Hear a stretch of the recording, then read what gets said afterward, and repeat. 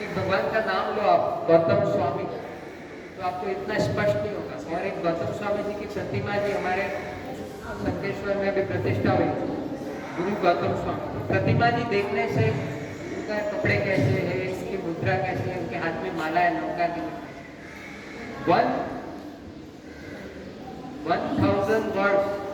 1000 words में कोई चीज आपको मैं डिस्क्राइब करूँ इज इक्वल टू 1 पिक्चर। एक पिक्चर में आपको बता दूं तो आपको बहुत कम शब्दों में, बहुत कम समय में आपको वो चीज समझ में आ जाएगी। भगवान की प्रतिमा जी इसीलिए है, और अपने जैन शासन में भगवान के मंदिर इसीलिए बनाए जाते हैं। खाली यहाँ पे ही नहीं बनाए जाते, देवलोक में भी मंदिर है बहुत सारे। कितने मंदिर है मैं बताऊंगा। और ये नीचे पाताल लोक में भी मंदिर है, और कुछ मंदिर तो ऐसे हैं वो हमेशा शाश्वत है, यानी कभी नष्ट नहीं होते। इसलिए जिन मंदिर और जिन प्रतिमा जी का इतना महत्व है, क्योंकि पिक्चर से अपने को प्रभु राग द्वेष रहित है, उनको किसी से अटैचमेंट नहीं है, किसी के प्रति नफरत नहीं है, उनको किसी ज्ञान का कोई अहंकार नहीं है, और कोई इच्छा भी नहीं है कि मैं ऐसा सेशन रखूं और बहुत सारे लोग इसमें आए और बहुत मेरा नाम हो जाए कार्यक्रम में। ऐसी कोई अपेक्षा से तीर्थंकर परमात्मा देशना नहीं देते। बस एक ही उनकी भावना होती है कि मुझे जो अच्छा मिला है पूर्व तीर्थंकरों से, आचार्य भगवान, वो दूसरों को भी मिले। उसमें भले 2 जन आए कि 5 जन आए कि 50 जन आए, वो प्रवचन देते ही। साधु भगवान भी व्याख्यान में 2 जन आए 5 जन आए, प्रवचन देने का फायदा क्या है? उसका मेरा होमवर्क होता है, मेरा स्वाध्याय होता है। सबसे अच्छा स्वाध्याय है अनुप्रेक्षा स्वाध्याय बोलते हैं। इसकी तैयारी करने के लिए मुझे बार बार प्रैक्टिस करनी पड़ती है, तो वो चीज़ मेरे दिमाग में बार बार रिवाइज करने से बैठ जाती है। इसलिए मैं आप लोगों को भी बोलता हूँ कि आप लोग भी बड़े होके ऐसा प्रेजेंटेशन दे सको, ऐसी कैपेसिटी आपके अंदर है। कोई चीज़ आप बहुत अच्छे तरीके से समझा सकते हो ना, इसका मतलब ये है कि आपने बहुत अच्छी तरीके से समझ लिया। सामने सुनने का आपने समझी है कि नहीं समझी, आप किसी को समझा सकते हो ना। भले एक आदमी को पकड़ गए ना, आप जो यहाँ पे सुन के जाओ ना, आधा घंटा समझाने की कोशिश करना, अब अगर अच्छी तरह से समझा पाओ ना, तो इसका मतलब ये है कि आपने अच्छी तरह से समझ लिया। परीक्षा करना खुद की। अभी हम चलते राजलोक पे। ये राज मतलब क्या होता है? एक 3,80,000 मण मतलब 2 किलो का लगभग एक मण होता है। 3,80,000 का लोहे का एक बहुत बड़ा गोला। कितना? 3,80,000 मण, यानी इसका डबल कर लो, 6,07,20,000 किलो का लोहे का गोला। कोई शक्तिशाली देवता यहाँ से गिराना चालू करे, नीचे फुल स्पीड से चालू करे, और 6 महीने के अंदर नीचे चला जाए, गिरता जाए गिरता जाए गिरता जाए, और 6 महीने के अंदर जितना डिस्टेंस कवर होगा इज इक्वल टू 1 राजलोक। आप कल्पना कर सकते हो कितना डिस्टेंस कवर होगा। इतनी बड़ी तो ये दुनिया है हमारी, इतनी बड़ी, इतना बड़ा हमारा विश्व है। इतना नहीं है खाली ऑस्ट्रेलिया जापान, इतना नहीं है, बहुत हमको उपकार मानना चाहिए तीर्थंकर भगवंता का। इतनी बड़ी दुनिया जिसका इमेजिनेशन भी हम नहीं कर सकते, इतना हमको जैन ज्योग्राफी के अंदर दे दिया है, ठीक है। और उसके अंदर भी सूत्रों के अंदर डाल दिया। एक जनकिंची बोलो, आपको पूरी दुनिया का एक ख्याल आ जाए, एक सूत्र। चलो अभी सबसे इसके 2 भाग कर लो, 7 ऊपर आ जाओ और 7 नीचे आ जाओ। जो बीच का है सेंटर पॉइंट, वहां पे मनुष्य लोग हैं। वे मनुष्य लोग हैं ना, वो हॉरिजॉन्टल है। देवलोक जो है ना वो वर्टिकल है, मनुष्य लोग जो है ना वो हॉरिजॉन्टल है।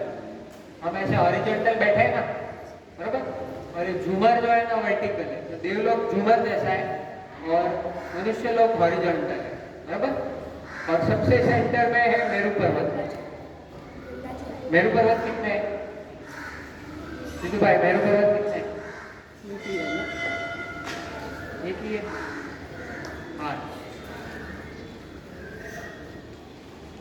हमको तो अभी ड्राइंग में एक ही पता चला ना, एक मेरू पर्वत। समझना पड़ेगा। देखो ये जो है ना, इसका वर्टिकल व्यू है, ये बीच में मेरू पर्वत है, बराबर। ये बीच का जो पट्टा है ना, ये महाविद्या क्षेत्र है। उसमें भी सिमंदर स्वामी जो है ना, वो यहाँ पे पुष्कलावती नगरी, पुष्कलावती नगरी, वहां पे सिमंदर स्वामी है। और हम कहाँ पे है? भरत क्षेत्र में, बराबर। और हम क्या बोलते हैं? सिमंदर स्वामी ईशान दिशा में। अब ईशान दिशा कौन सी होती है पता है? ये उत्तर है, ये नॉर्थ है, ये ईस्ट है। और नॉर्थ और ईस्ट के बीच में जो दिशा होती है उसको ईशान बोलते हैं। तो एग्जैक्टली ईशान दिशा में सिमंदर स्वामी। आपको सिमंदर स्वामी को डायरेक्शन के हिसाब से वंदन करना होगा। तो अब ये मैं यहाँ पे भाईकला के हिसाब से बताऊँ तो ये नॉर्थ है, सूरज इस तरफ से उगता है, ईस्ट। और नॉर्थ और ईस्ट के बीच में वो जो कॉर्नर है ना, उस तरफ सिमंदर स्वामी। बोलो बोलो श्री सिमंदर स्वामी भगवान ने नमः। तो पता चला ना सिमंदर स्वामी कहाँ पे। सुबह उठ के आप उस दिशा में वंदन कर सकते हो सिमंदर स्वामी को, बराबर, उस दिशा में। और यहाँ से यहाँ पे इस जम्बू द्वीप के अंदर दो सूरज है। एक सूरज समझो यहाँ पे चल रहा है, दूसरा समझो यहाँ पे चल रहा है। वो इस ऐसे भरत क्षेत्र में आता है और फिर वापस पश्चिम महाविद्या में जाता है, वेस्ट रीजन ऑफ महाविद्या, और फिर वापस नॉर्थ में जाता है और वापस ईस्टर्न महाविद्या में आता है। और इसी तरह से जब यहाँ पे सूरज होता है, एक सूरज यहाँ पे, एक सूरज यहाँ पे, और एक चंद्रमा यहाँ पे होता है और दूसरा चंद्रमा यहाँ पे। जम्बू द्वीप में कितने सूरज? दो सूरज, दो चंद्रमा। और उसी की वजह से भरत क्षेत्र में दिन और रात होते हैं, बराबर। अब ये हमारा जो इंडिया है ना, इंडिया, और जो ग्लोब हमको स्कूल में पढ़ाया जाता है, Australia, New Zealand, Japan, Antarctica, America और लैटिन अमेरिका, ब्राजील वगैरह, वो सब इसके एक छोटे से बिंदु के अंदर आ जाए। वो पार्ट 2 और 3 में मैं आपको सिखाऊंगा कहाँ पे कैसे आता है। और ये पूरा थाली के जैसा फ्लैट है, दुनिया गोल नहीं है, मनुष्य लोग फ्लैट हॉरिजॉन्टल। और ये भी जो अमेरिका और ऑस्ट्रेलिया है ना, ये भी गोल नहीं है। आप थोड़ा सा राउंड में हो सकते हैं लेकिन पूरे गोल नहीं है, क्योंकि अगर पूरे गोल होते, और वैज्ञानिक बोलते हैं कि पृथ्वी 32,000 माइल की स्पीड से घूमती है, तो आपको एरोप्लेन का पेट्रोल जलाने की क्या जरूरत है? आप ऊपर जाओ, यहाँ से हेलीकॉप्टर को ऊपर लेके जाओ और स्थिर कर दो, और पृथ्वी घूम रही है तो हेलीकॉप्टर को ऊपर जाके स्थिर कर दो, अमेरिका आ जाएगा थोड़ी टाइम। पेट्रोल जला के आप क्यों 50,000 का भाड़ा देके अमेरिका जाते? ये तो एक खाली एक एग्जाम्पल दिया जिससे ये प्रूव होता है कि पृथ्वी गोल है ऐसा मान लिया गया है, एजम्पशन कर दिया। फिजिक्स पढ़ते हो आप लोग? फिजिक्स में ऐसा आता है कि it is assumed that earth is round, और उसके बाद कोई चीज चलती है, जैसे सैटेलाइट चलती है या जीपीएस चलता है, तो वो काम करता है, ऐसा मान लिया जाता है कि पृथ्वी गोल है। लेकिन वो चलता है, इसके आधार पर ये 100% ऐसा नहीं बोल सकते कि पृथ्वी गोल है। दूसरे भी उसके कारण हो सकते हैं, जैसे आपको स्कूल में पढ़ाया जाता है कि कोई भी चीज हम ऊपर फेंकते हैं और वो नीचे आ जाती है, गुरुत्वाकर्षण बल के कारण आते हैं, ग्रेविटेशनल फोर्स के कारण नीचे आती है, बराबर। कोई भी बॉल ऊपर फेंकते हैं कोई भी चीज, तो वो नीचे क्यों आती है? Gravitational force. तो मेरा ये कहना है कि बादल तो ऊपर जाते हैं, वो तो नीचे नहीं आते। बादल तो उनके ऊपर ग्रेविटेशनल फोर्स अप्लाई नहीं होता है, बादल। अच्छा, आपने गैस वाला फुग्गा देखा है? गैस वाला फुग्गा वो भी ऊपर जाता है, नीचे नहीं आता है, तो वहां पे ग्रेविटेशनल फोर्स कहाँ गया? इसका मतलब जो साइंटिस्ट सिद्धांत बनाते वो अधूरे सिद्धांत। एक्चुअली ये सिद्धांत ऐसा है, तीर्थंकरों ने दिया होता है, कोई चीज भारी होती है वो नीचे आती है, कोई चीज हल्की होती है वो नीचे जाती है। गैस, हीलियम गैस जो गैस के फुग्गे में होती है हल्की होती है, तो वो ऊपर जाता है, और बादल की जो वेपर्स होती है वो भी उसका स्वभाव है लघु यानी हल्की है, इसलिए वो ऊपर जाती है। तो दुनिया ग्रेविटेशनल फोर्स से नहीं चलती है, बल्कि लघु और गुरु के तीर्थंकर भगवान द्वारा दिए गए सिद्धांत से चलती है। यूके के अंदर एक सोसाइटी है,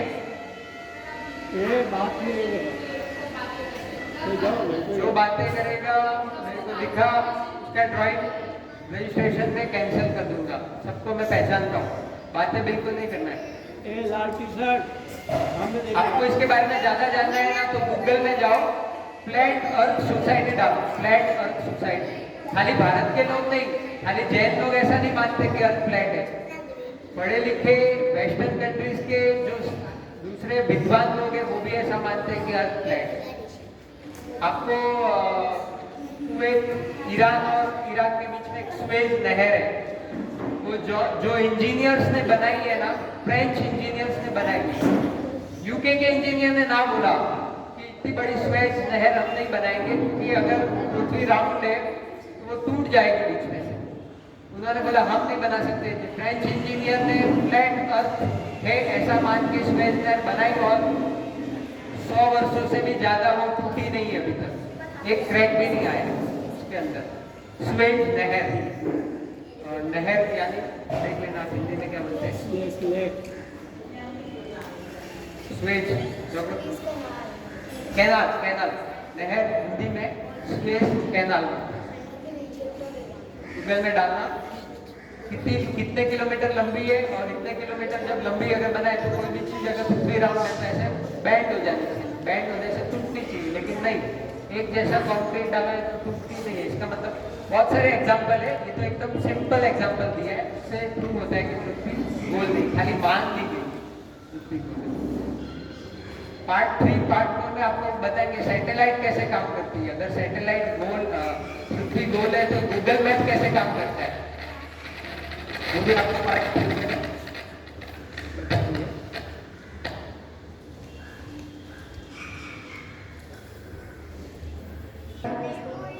नहीं सुना दे रहा तो हाथ ऊपर करो।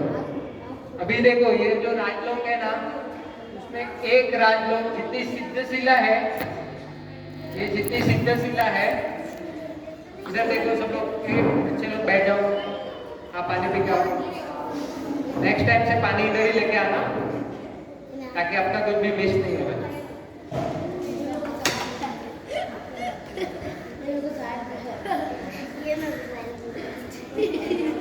थोड़ी नीचे हाफ कट मौसम्बी जैसी, माइक माइक को बोलो, माइक। हेलो, थोड़ी नीचे ये जो लोग की बाउंड्री है ना लास्ट, उससे थोड़ी नीचे हाफ कट मौसम्बी। चंद्रमा ऐसी नहीं है, ऐसी नहीं बनाना। सिद्धशिला बहुत से लोग है ना ऐसी नहीं, ऐसी है। और ये मिट्टी की यानी पृथ्वी का है, पृथ्वी की बनी हुई है, पृथ्वी का है, जीवों की बनी। इसके अंदर भी पृथ्वी का एक जीव है, लेकिन वो मोक्ष के सुख का अनुभव नहीं करते, रहते सिद्धशिला पे, सिद्धशिला, लेकिन वो मोक्ष के सुख का राग द्वेष भय संपूर्ण सुख का अनुभव नहीं करते। और यहाँ पे इतना ही है, सबसे बीच में जम्बूद्वीप है, के बीच में मेरू शिखर है। उसके बाद चालू है रिकॉर्ड। उसके बाद देखो ये मेरू पर्वत, ये जम्बूद्वीप, ये भरत क्षेत्र जहाँ पे हम रहते हैं, ये ऐरावत, ऐरावत क्षेत्र, ऐरावत भरत, और ये बीच वाला जो पट्टा है वाइट महाविद्यालय, बराबर। ये जम्बूद्वीप कोई पूजन होता है तो क्या बोलते हैं, जम्बूद्वीप में भरत क्षेत्र भारत देश है इसलिए बोलते हैं। और इसके बीच में एक मेरू पर्वत। अब उसके बाद यहाँ पे देखो, ये यहाँ पे एक बैठा,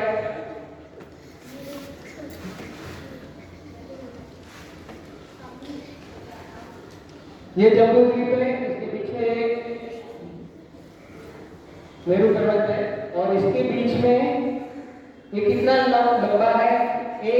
योजन, और योजन 1 योजन is equal to almost 30 kilometre.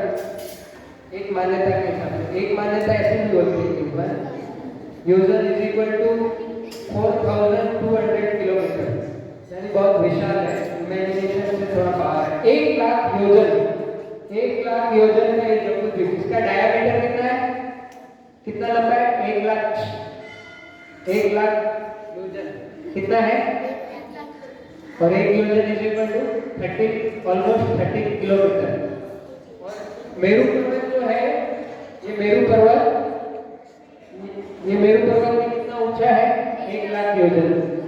जितनी बड़ी थाली, सबसे बड़ी थाली है 1 लाख योजन की डायमीटर है, उसके बीच में एक मेरू पर्वत है, वो भी 1 लाख योजन ऊंचा है।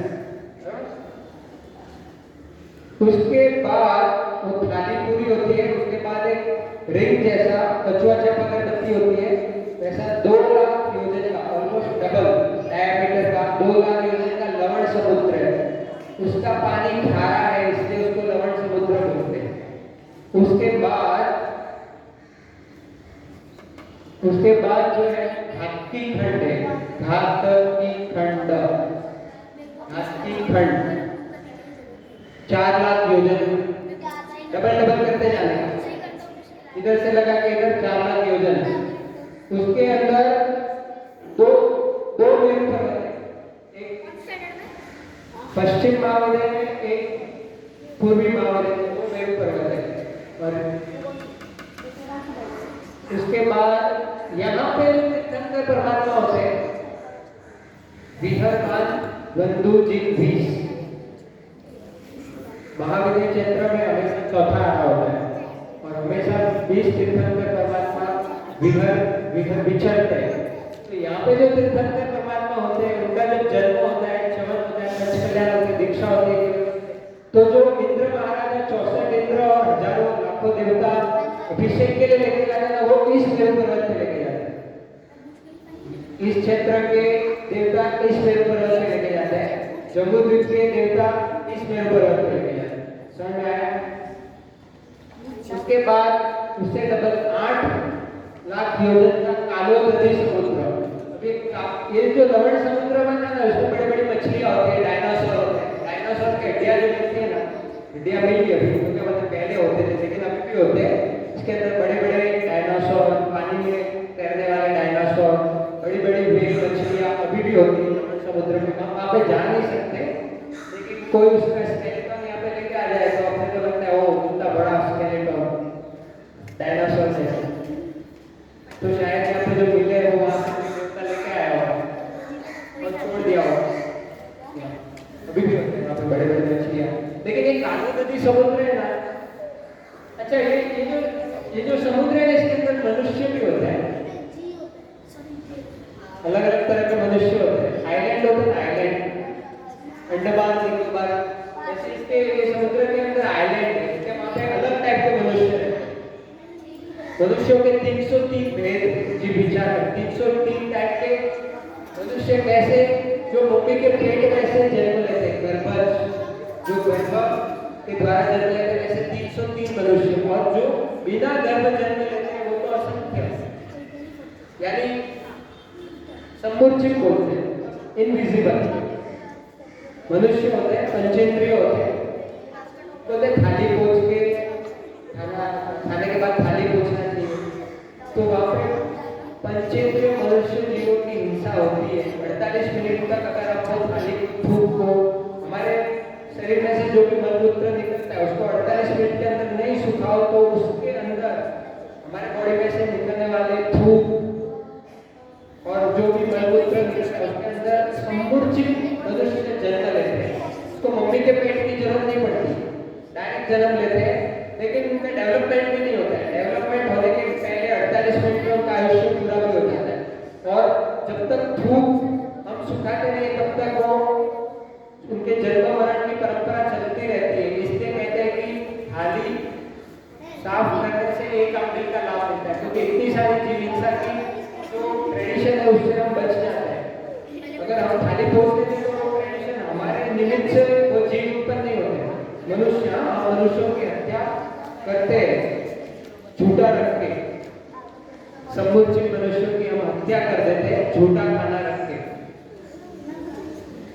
और फिर उससे बड़ा उसके बाद का जो द्वीप है पुष्करार, और उसके बीच में ऐसे एक पर्वत है जिसका नाम है मानुष्योत्तर। उसके आगे मनुष्य नहीं रहते, उसके आगे खेती भी नहीं होती, राजा भी नहीं होते, युद्ध भी नहीं होता है, लिखाई पढ़ाई लिखाई कुछ नहीं होती, मसी कृषि का कोई व्यवहार। ये देखो एक द्वीप हो गया, दो द्वीप हो गया, और एक तीसरा आधा, इसलिए अढ़ाई द्वीप बोलते हैं, गुजराती में अढ़ी द्वीप बोलते हैं, मतलब 2.5। तो बीच में जो पर्वत आता है उसके बाद मनुष्य नहीं रहते, और जो भी मोक्ष है, मोक्ष की साधना है, और जो भी धर्म है, जैन धर्म है, वो ये 2.5 द्वीप के अंदर ही है।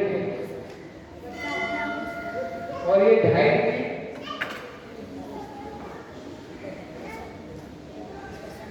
एग्जैक्टली इतने बड़े हैं, इसका मैं आपको माप बताता हूँ। हॉरिजॉन्टल माप 45 लाख जो सेम है सिद्धशिला।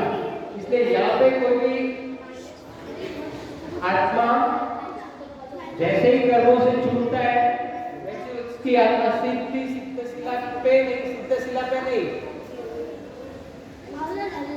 शूट रॉकेट कैसे शूट होता है, लोक के टॉप भाग पे जाके स्थिर होती है।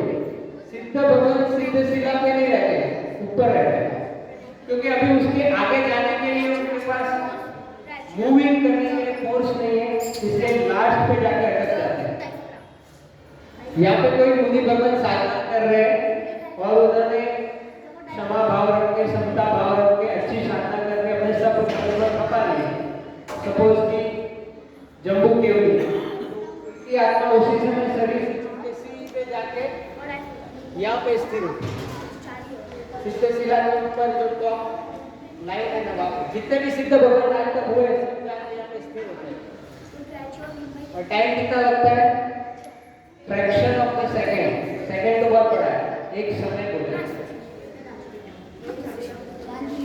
जितनी तेजी से आत्मा गति करती है उतनी तेजी से लाइट भी नहीं करती है। बोलते हैं कि लाइट सबसे, साइंस बोलता है लाइट सबसे तेजी से गति करती है। अच्छा, अभी समझो कि यहाँ पे 7वीं नरक 4वीं नरक में कोई जीव है, उसको यहाँ के 5वें देवलोक में जन्म लेना है, तो कैसे जाएगा? पता है, ऐसे जाएगा, ऐसे जाएगा और ऐसे जाएगा। उसकी आत्मा कैसे गति करेगी? ऐसे जाके ऐसे जाके ऐसे, हमेशा वो ऐसे क्रॉस नहीं जाती, सीधे जाएगी, पहले टर्न लेगी और फिर सीधे जाएगी। ऐसे आत्मा एक गति से दूसरी गति में जाती है, अलग अलग तरीके से। ऐसे भी जा सकती है, ऐसे भी जाके, ऐसे जाके भी जा सकती है, ठीक है। और अभी देखो जितने अढ़ाई द्वीप है उतनी बड़ी सिद्धशिला है, और उसका माप है 45 लाख योजन। तो आप जब ड्राइंग बनाएंगे ना, जितना अढ़ी द्वीप बनाओगे उतनी सिद्धशिला बनाना, क्योंकि यहाँ पे ही धर्म है, यहाँ पे ही तीर्थंकर परमात्मा होते हैं, और यहाँ पर से ही मोक्ष होता है। अपने सॉन्ग में भी सुना होगा, वो बाहुबली का सॉन्ग आया था, मोक्ष होता है अढ़ाई द्वीप से, ऐसा कुछ था उसके बाद। उसके बाद क्या है? उसके बाद भी है ना, अढ़ाई द्वीप के बाद भी है ना बहुत सारे द्वीप, समुद्र द्वीप, लैंड वाटर बहुत सारे। लास्ट में स्वयंभू रमण समुद्र, असंख्य अनकाउंटेबल द्वीप समुद्र, लास्ट में स्वयंभू रमण समुद्र है। वो सब में मनुष्य नहीं होते, खाली क्रिएट होते, बड़े बड़े मछली, बड़े बड़े चिपकलियां, डायनासोर जैसे प्राणी होते हैं, मनुष्य नहीं होते हैं।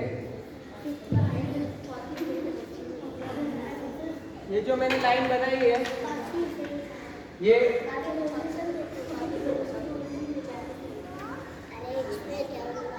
सिद्धशिला चुकी है, ये एक राजलोक का माप है, इसके अंदर त्रस्त जीव जो रहते हैं, हिलने डुलने वाले, बेंद्रिय, तेंद्रिय, चौरेंद्रिय, पंचेंद्रिय, वो इसके अंदर ही रहते हैं, इसके बाहर नहीं रहते, इसके बाहर नहीं रहते, इसके बाहर नहीं रहते।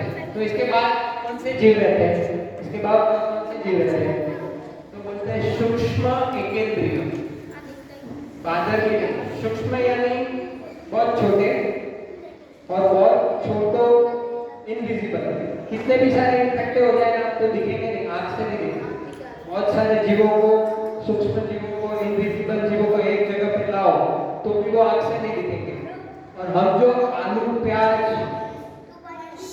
प्याज और रात्रि भोजन में जो साधारण वनस्पति का है जिसको बोलते हैं जमीकन, उसके अंदर एकेंद्रिय जीव ही है, लेकिन कैसे? तो बहुत सारे को इकट्ठा करो तो वो आंख से दिखते हैं, उनका शरीर दिखता है, जीव तो नहीं दिखते, उनका शरीर बॉडी दिखती है। बहुत सारी बॉडी इकट्ठी होती है तो उसके अंदर अनंत जीव है, कैसे भगवान ने बोला। तो देखो भगवान के पास केवल ज्ञान इसके देख सकते, बाकी हमारे हम तो इसका इमेजिनेशन भी नहीं कर सकते। एक शरीर के अंदर असंख्य आत्माएं रहती है, जितना एक आलू का टॉप रहता है, आलू के अंदर सुई चुभो उतने आलू के टॉप में अनंत जीव रहते हैं। इसलिए परमात्मा ने कहा है कि अनंत का जमीकन खाने वाला नरक में जाता है, क्योंकि एक बार के खाने में वो अनंत जीवों की हत्या कर देते हैं अपने खाने के लिए। इसलिए अपने को भगवान ने जमीकन खाने का नाम बोला है, रात्रि भोजन करने का नाम बोला है। यहाँ पे बात, अच्छा ये राजलोक का कोई भी ऐसा पॉइंट नहीं है, डॉट नहीं है जहाँ पे जीव भरे हुए नहीं है। पूरा राजलोक ठसाठस जीवों से भरा हुआ है।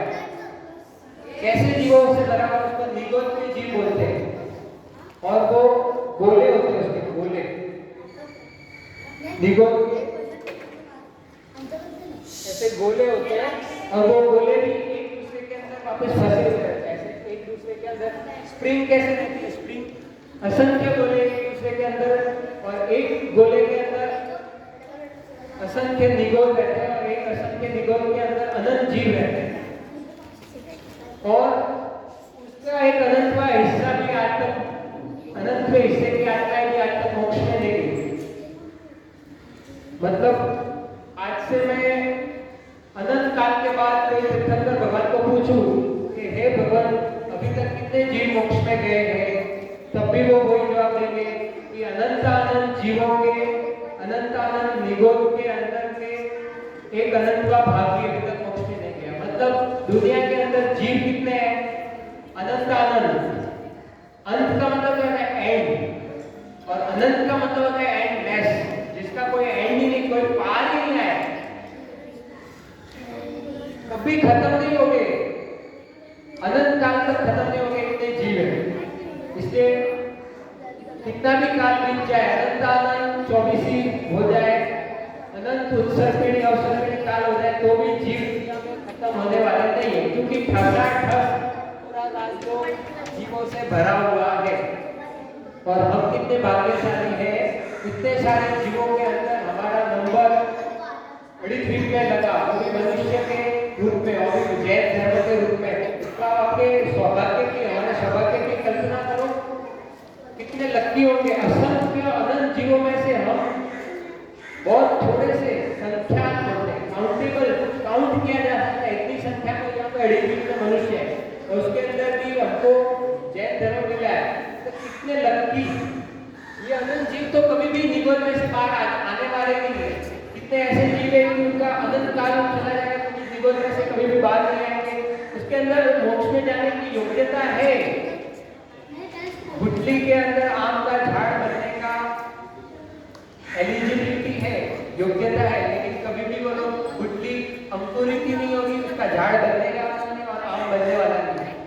योग्यता होते हुए भी वो लोग मोक्ष में नहीं जाने वाले, क्योंकि वो लोग कभी भी भव्य अभव्य में से भव्य में आने वाले नहीं है, अव्यवहार राशि में से व्यवहार राशि में आने वाले नहीं है, बराबर। इसलिए उनका मोक्ष होने वाला नहीं। दूसरे जीव होते हैं, दूसरी क्वालिटी के जीव होते हैं जो मोक्ष में नहीं जाने वाले, यानी संपूर्ण सुखी नहीं होना, उसको बोलते हैं जाति भव्य। यानी मोक्ष में जाने की उनकी योग्यता तो है, सॉरी अभव्य अभव्य अभव्य, यानी उनको मोक्ष में जाने की इच्छा ही नहीं, इसीलिए वो उसका पूर्ण मेहनत करते नहीं, धर्म ही नहीं करते। उनको देव गुरु धर्म पसंद आता है नहीं, उनको संसार ही पसंद आता है, आपकी क्रियाएं पसंद आती है, उनको अभव्य बोलते हैं।